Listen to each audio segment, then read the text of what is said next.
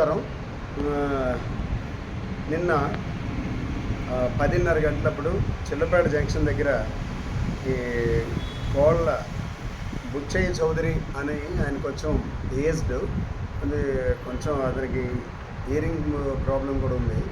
దాంతోపాటు ఈ hand stick support తోటి వెళ్తూ ఉంటాడు. అతన్ని ఆటో ఎక్కించుకొని ఎవరు లేని అటువైపు కొంచెం జనాలు లేని చోట చిల్లపేట జంక్షన్ వైపు తీసుకెళ్ళి ఒక ఆటో డ్రైవర్ నిన్న 10:30 అప్పుడు అతని దగ్గర ఉన్న చేతికున్న ఈ ఉంగరాన్ని, తర్వాత అతని పర్సులో ఉన్నటువంటి 1500 రూపాయలని తీసుకొని అతన్ని అక్కడ వదిలేసి వెళ్ళిపోయాడని చెప్పి కంప్లైంట్ చేశారు. ఇవాళ అతనికి కొంచెం మాట కూడా కొంచెం గొంతు ప్రాబ్లం కూడా ఉంది, మాట సరిగ్గా రాదు. వాళ్ళ ఇంట్లో వాళ్ళకి చెప్పారు, వాళ్ళు అది అర్థం చేసుకొని విషయం తెలుసుకొని అది నిజం అబద్ధం వాళ్ళు ఎంక్వైరీ చేసుకొని ఆ ఏరియాలో వాళ్ళు ఎక్కడ అతన్ని దింపారో అతన్ని తీసుకొని అన్నీ చేసుకొని ఇవాళ మనకు కంప్లైంట్ ఇచ్చారు మార్నింగ్ వచ్చి.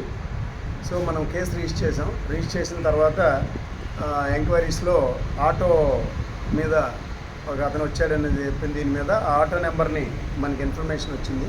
ఆ ఆటో ఎవరు ఎటువైపు వెళ్ళారనేది ఎంక్వైరీ చేసుకొని ఇన్ఫర్మేషన్ పెట్టి ఈరోజు మనం 1:30కే ఆయన్ని కలెక్టర్ ఆఫీస్ జంక్షన్ దగ్గరలో అతను వస్తున్నాడు. ఈ ఉంగరం అతనితోటే ఉంది.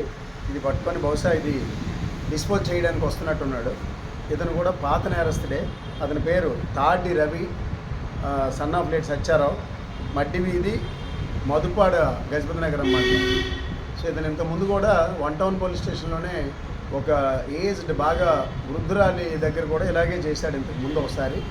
అతనికి ఆ తర్వాత యాక్సిడెంట్ అయింది, యాక్టివ్గా లేడు. మళ్ళీ ఇప్పుడు నిన్న ఈ అఫెన్స్ చేశాడు. ఇతన్ని అరెస్ట్ చేసి రిమాండ్కి పంపిస్తున్నాం.